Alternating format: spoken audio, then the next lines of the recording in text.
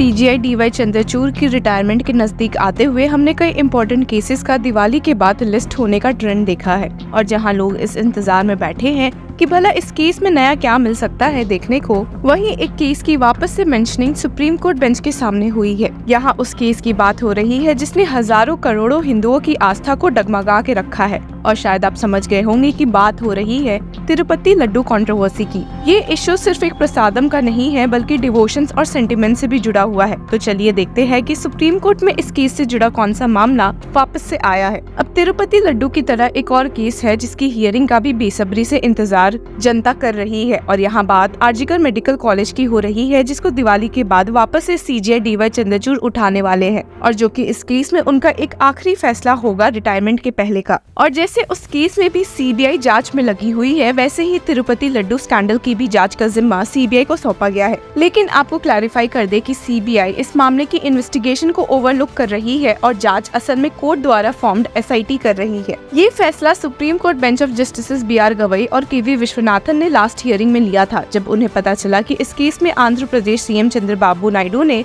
Comments pass करते हुए case को और संगीन कर दिया था और उन्हें डांटते हुए सुप्रीम कोर्ट बेंच ने कहा भी था कि what was the need to go to the press if you had already ordered an investigation. अब इस हियरिंग के दौरान सीनियर एडवोकेट मुकुल रोहतगी ने सीएम नायडू की ओर से ये क्लेम भी किया था कि उनके पास एक प्रॉपर प्रूफ है कि इस लड्डू के घी में पिग फैट यूज हुआ है। He stated, there is absolute proof that lard was used। लेकिन इस बात का पलट जवाब देते हुए सीनियर एडवोकेट कपिल सिब्बल जो कि वाईवी सुब्बा रेड्डी की ओर से मौजूद थे इसका विरोध कर रहे थे और कहा कि विच रिपोर्ट शोज दिस। और जब सीनियर एडवोकेट मुकुल रोहतगी ने कहा कि एक रिपोर्ट ऐसी एग्जिस्ट करती है तो सीनियर एडवोकेट कपिल सिब्बल भड़क गए थे और कहा it is vegetable fat and not animal fat at all. The court needs to order an independent probe. अब इस केस की अर्जेंट लिस्टिंग की मांग करते हुए doctor K Paul has taken the case to the Supreme Court arguing for an expedited hearing on a petition directed against the Andhra Pradesh government, the Tirumala Tirupati Devasthanam, the Central Bureau of Investigation and other parties involved. उन्होंने इस मामले में एक hearing की मांग की है on 25 अक्टूबर ये कहते हुए कि there is an emergency and I request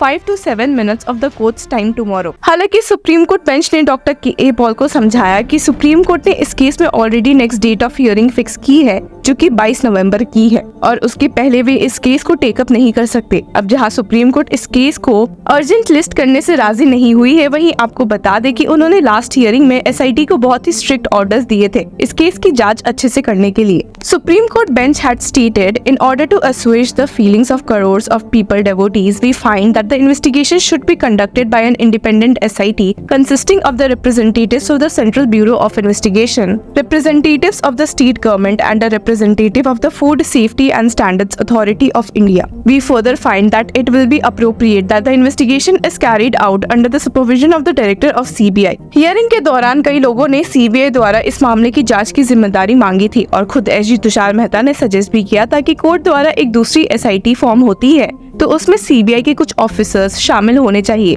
ताकि लोगों का भरोसा बना रहे and had added I have examined the issue and if there is any truth in the allegation then it is unacceptable. I have not filed anything against the present SIT but let it be supervised by a senior officer from the central government force that will inspire confidence। यहाँ पर senior advocate Mukul Rohatgi ने claim किया कि उन्हें इस केस में court द्वारा सेंट्रल फोर्सेस को एसआईटी में ऐड करने से कोई दिक्कत भी नहीं है लेकिन ये क्लियर होना चाहिए कि there can be no allegation against the SIT, we can not go by some newspaper report. हालांकि सीनियर एडवोकेट कपिल सिब्बल ने कहा कि सीएम नायडू द्वारा ऐसे कंट्रोवर्शियल पब्लिक स्टेटमेंट्स ने एसआईटी द्वारा जांच पर एक संदेह डाल दिया है और ऐसे में एक इंडिपेंडेंट जांच होनी ही चाहिए। जिसके साथ ही added another statement was made yesterday, had the CM not made the statement it was a different matter, an impartial independent investigation needs to be ordered। अब सुप्रीम कोर्ट के इस ऑर्डर्स पर भी लोगों के काफी ओपिनियन रहे थे और इस मामले में अपनी राय देते हुए जन सेना पार्टी पवन कल्याण ने कहा था कि I think the Supreme Court said it in such a way they never said it was not adulterated, maybe whatever information they have on their hands I think they commented on that, and honorable Supreme Court judges did not say it was not adulterated, they said there was confusion regarding the date which will be cleared later। Our government will take it forward and analyze what kind of violations happened in the last 5 years, it is not just about the Prasad issue।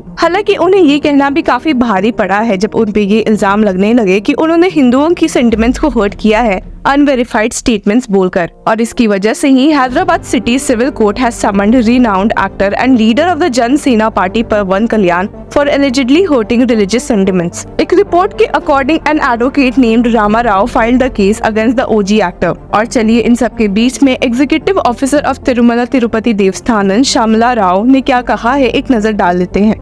When I took over as executive officer TTD, when I called on Honorable CM, he expressed concern on the quality of ghee procured and the quality of the laddu, which is considered to be very sacred,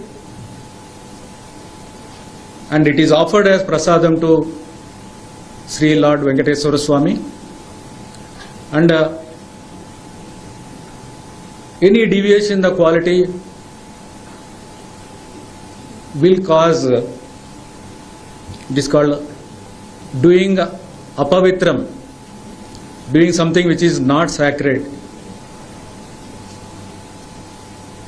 So he wanted that we should take steps to ensure that the sanctity of the temple is restored by different means, including improving the quality of ghee, getting pure cow milk ghee. So as per that, we started working on that. Then we found that there are various reasons why the quality of ghee is not up to the mark. One is that we don't have any internal lab to test adulteration in the ghee, and also there is no system of testing the quality of ghee for adulteration in outside labs also. There is no system. We could have explored, we could have done it, it's very easy. There is no system. And the rates quoted by the tenderers for whatever reasons is unviable. The rates are so low that everyone can say, not necessarily an expert, anyone will say that it is you cannot get ghee, pure cow ghee, which is offered to Swami at this rate, 320 rupees per kg.